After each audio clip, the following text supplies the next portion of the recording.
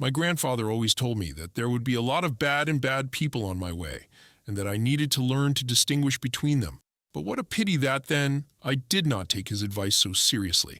The fact is that I surrounded myself with people who eventually revealed their real face, and I was insanely hurt by this, so I took cruel revenge. I'm Todd, a quite attractive and intelligent guy, or at least I consider myself so, and I have a healthy self-esteem. I am a fairly successful programmer in one of the commercial companies. The amazing thing is that I can work only 50 minutes a week and still earn a substantial amount of money for it. However, it doesn't mean I'm idle the rest of the time. I constantly develop and learn something new every day. I was the guy who made it. I've read many motivational books, watched interviews with wealthy people, and ultimately pulled myself out of poverty. Therefore, I cherish everything I have, and every day I am grateful for what I possess.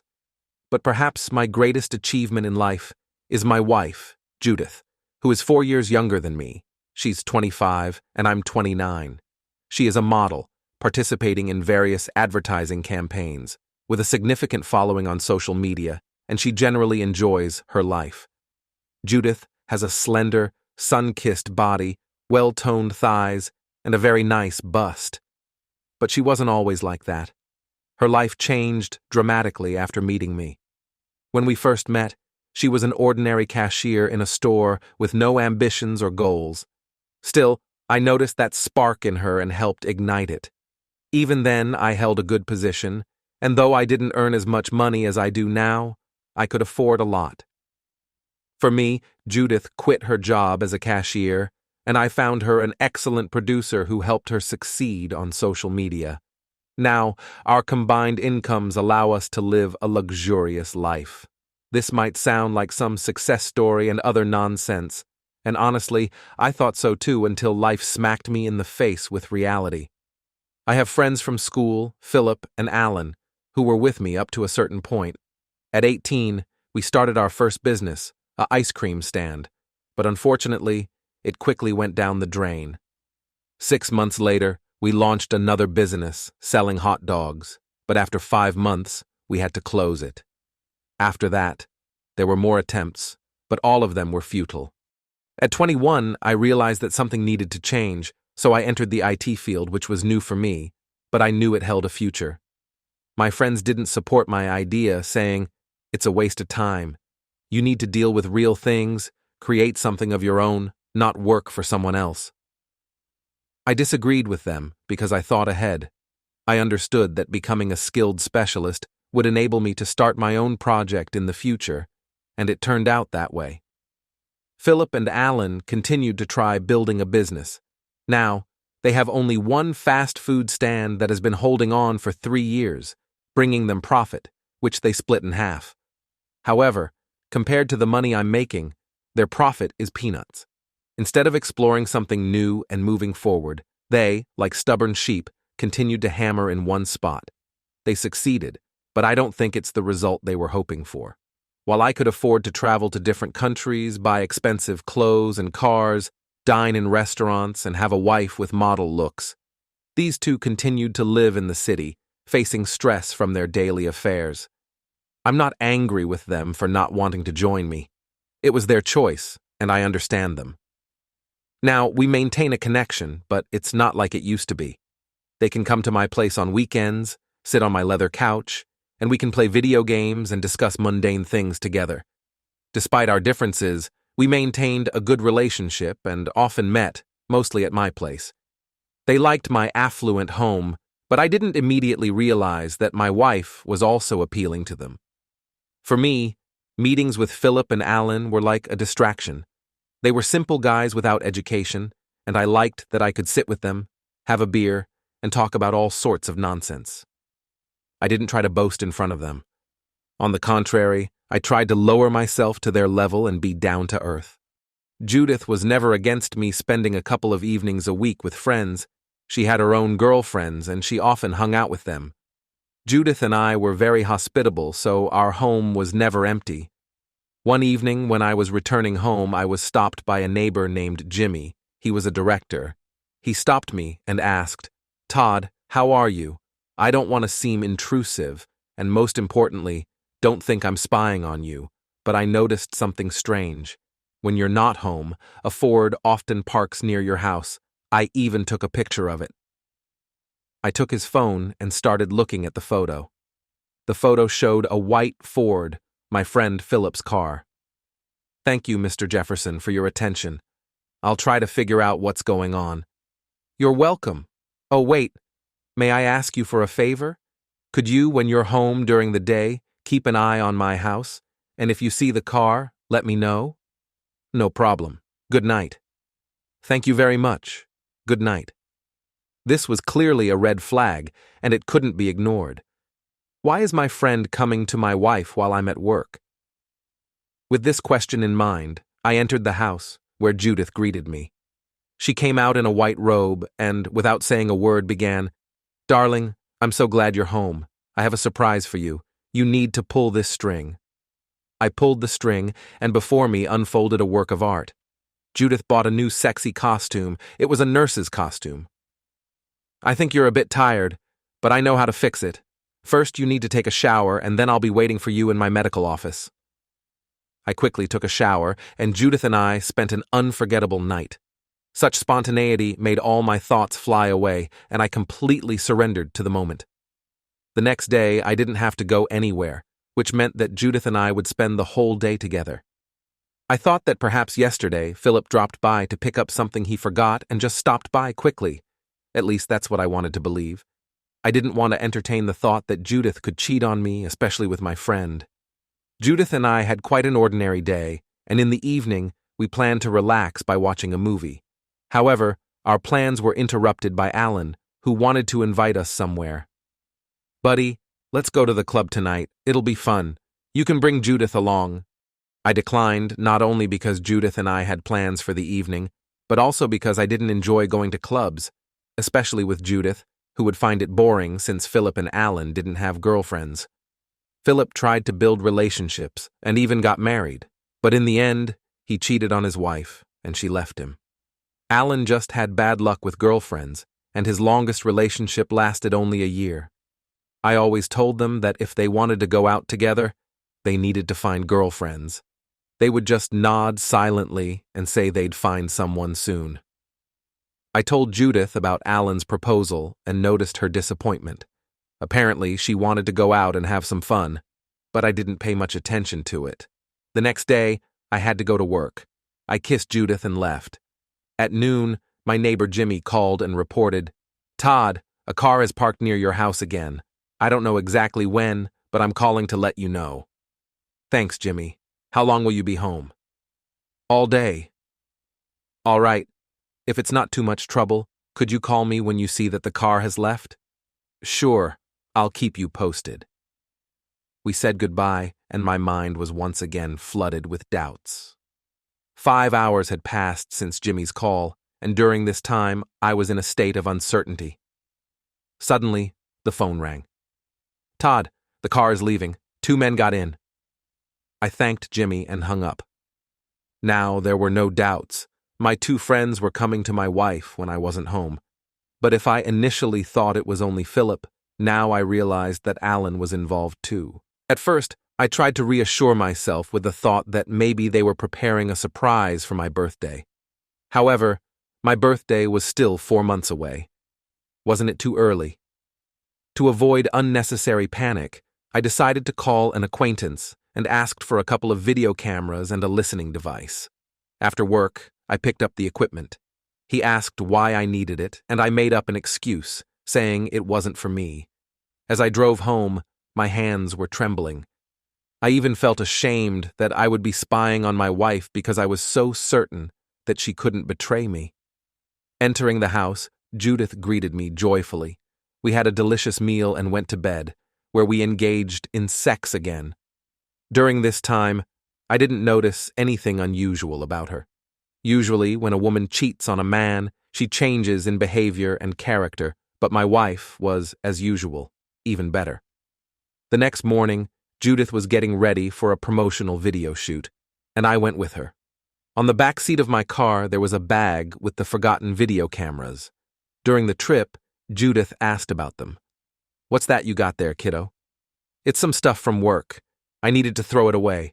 I'll do it later when I leave.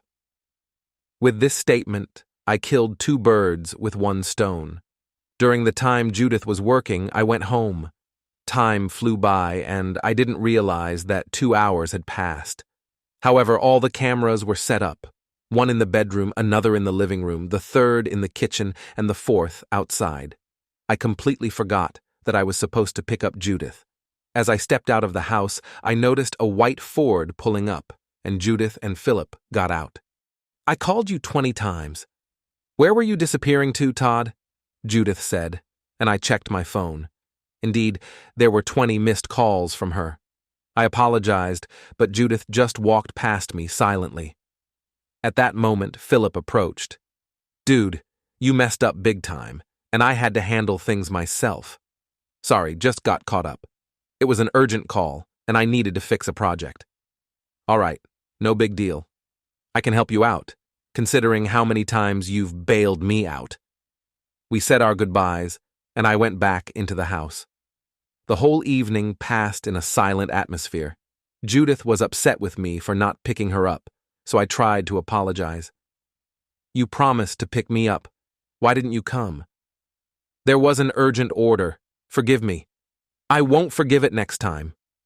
We hugged each other and went to bed. I felt ashamed that I could suspect her of something.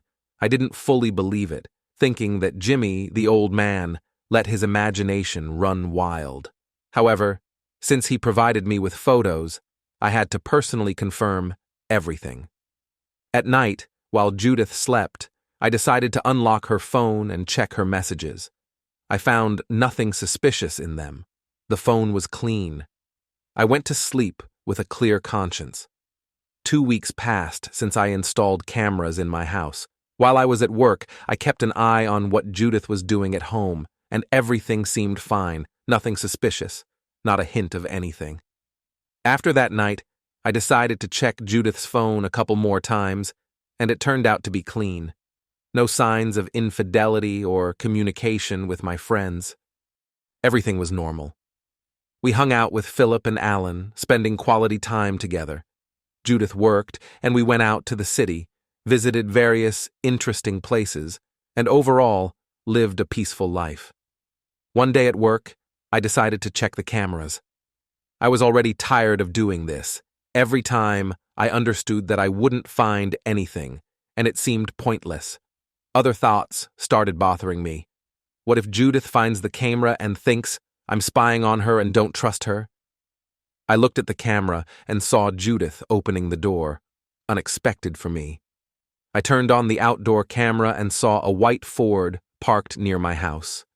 Philip and Alan were standing on the porch. Judith happily greeted my friends, and they entered. I unplugged the listening device which was installed in the living room under the coffee table. Judith went upstairs to the bedroom, while Philip and Alan took off their shirts and sat on the couch with bare torsos. Judith changed in the room, and I saw her taking out a sexy costume from the wardrobe, the same one she wore for me the night before. I watched everything without taking my eyes off, but at that moment, I decided what I would do with them. It was time to take out the trash, quite literally. I called a person with an untraceable number whose name couldn't be disclosed, but let's call him Mr. Keller. He specialized in discreetly disposing of trash on request. I called Mr. Keller and outlined the entire situation, my voice trembling, and the phone almost slipping from my hands. All right, we'll be waiting for you at the payment spot, and the moment you pay, the car will head to your house and collect the garbage. The conversation was brief, and the cost for such a service was not small. I needed to move quickly to the payment location. Fortunately, I had enough cash in my car for this service. I decided to check the cameras and saw my wife already on her knees, pleasing my friends. I felt like I was going to be sick, because if I hadn't found out, I would have come home in the evening and kissed her. I drove like a maniac, as if I were not myself. I was shaking all over, and it felt like I could faint. I felt so bad, so hurt, and I even shed a tear. I couldn't understand how my school friends and my wife could betray me like this. I quickly arrived at the location, an abandoned building. I needed to leave an envelope, so I placed the envelope with money under a stone and sent a message.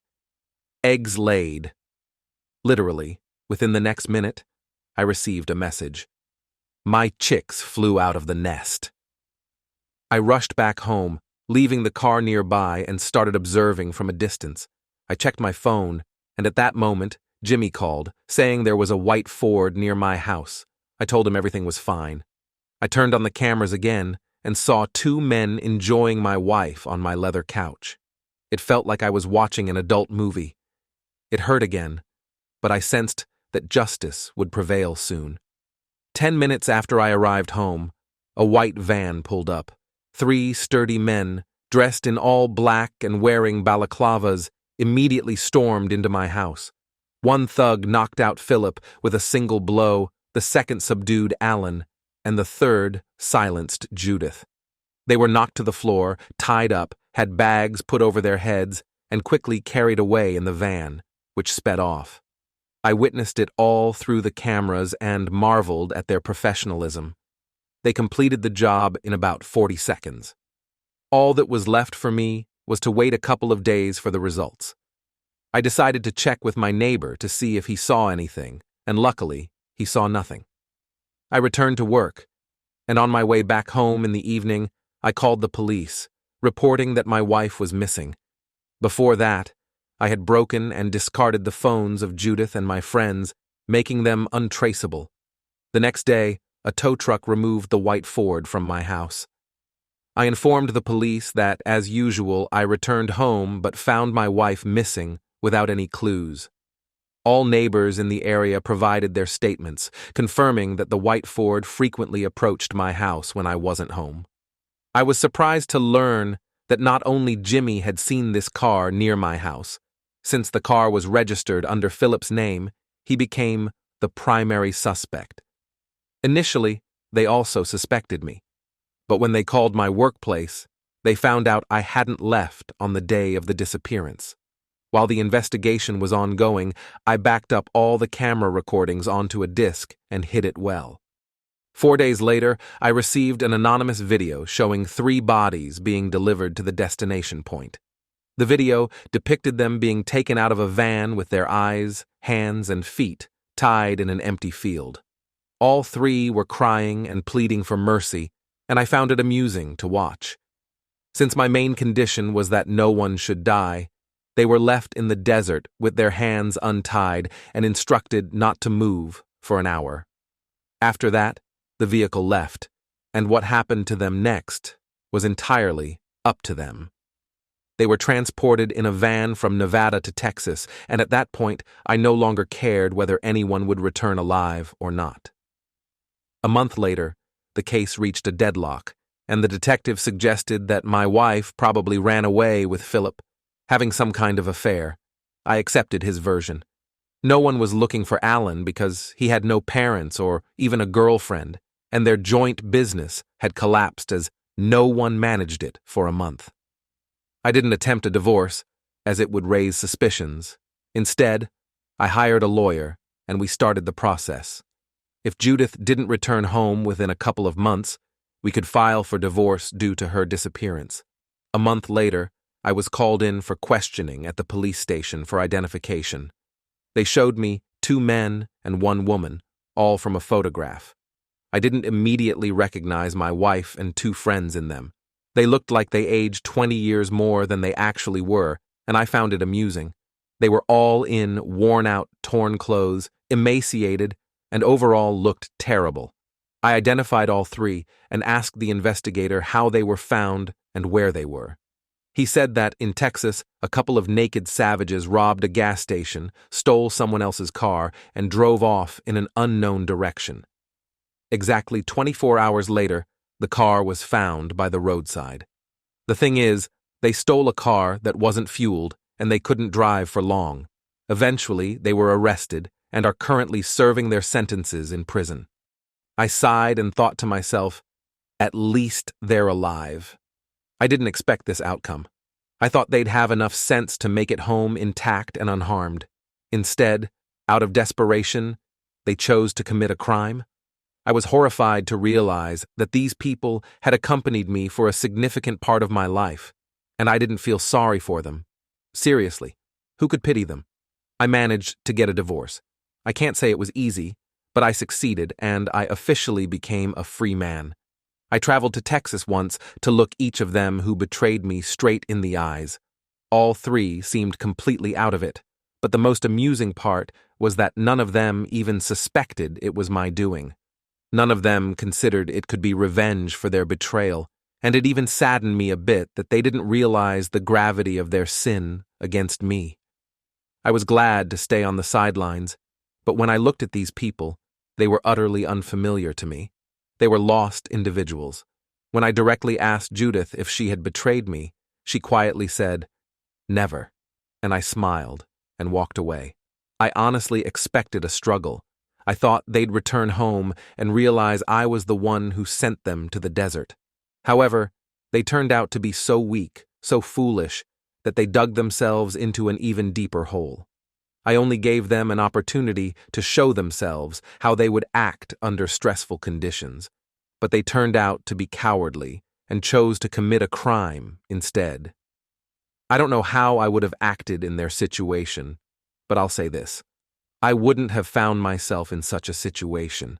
I value people around me, and I respect and always speak the truth. But if someone crosses me, I won't stay silent. I'll take action. I moved to Florida and plan to live here for at least a year. If I find a girlfriend, that's good. If not, that's also good. I've become more laid back about life. I have enough money to live comfortably until old age and not deny myself anything. I'm intelligent and cautious.